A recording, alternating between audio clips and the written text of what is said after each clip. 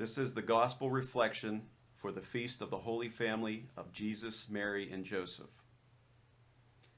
When the days were completed for their purification, according to the law of Moses, they took him up to Jerusalem to present him to the Lord.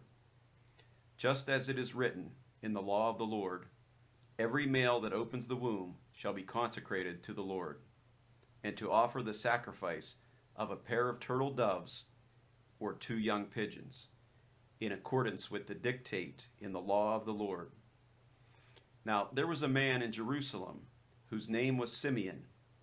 This man was righteous and devout, awaiting the consolation of Israel, and the Holy Spirit was upon him.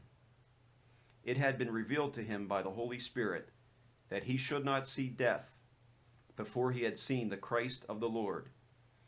He came in the Spirit into the temple, and when the parents brought in the child Jesus to perform the custom of the law in regard to him, he took him into his arms and blessed God, saying, "Now, Master, you may let your servant go in peace, according to your word, for my eyes have seen your salvation, which you prepared in sight of all the peoples, a light for revelation to the Gentiles, and glory for your people Israel."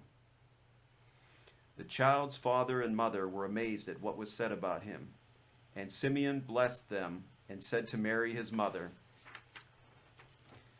"Behold, this child is destined for the fall and rise of many in Israel, and to be a sign that will be contradicted, and you yourself a sword will pierce, so that the thoughts of many hearts may be revealed."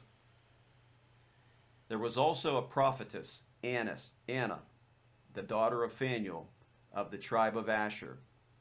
She was advanced in years, having lived 7 years with her husband after her marriage, and then as a widow until the age of 84.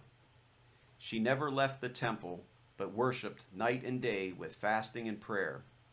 And coming forward at that very time, she gave thanks to God and spoke about the child to all who were awaiting the redemption of Jerusalem. When they had fulfilled all the prescriptions of the law of the Lord, they returned to Galilee, to their own town of Nazareth. The child grew and became strong, filled with wisdom, and the favor of God was upon him.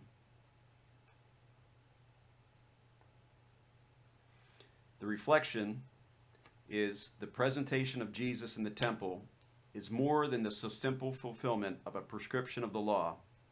Rather, it shows how Jesus, from the time of his childhood, lived like all his people in a humble family that was submissive to the religion of his ancestors.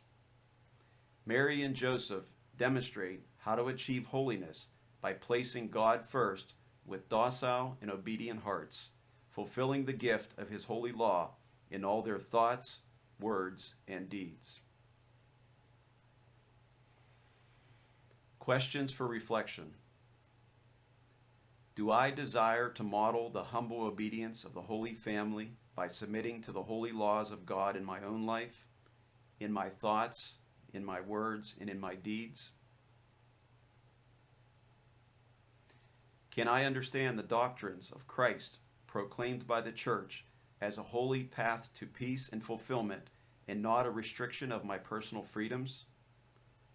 How I love your law, Lord. I study it all day long. Psalms 119, chapter 97. Do I see how the example of Mary and Joseph's full participation in the rituals of the covenant invite me and my family to engage more fully in the sacramental life of the Church?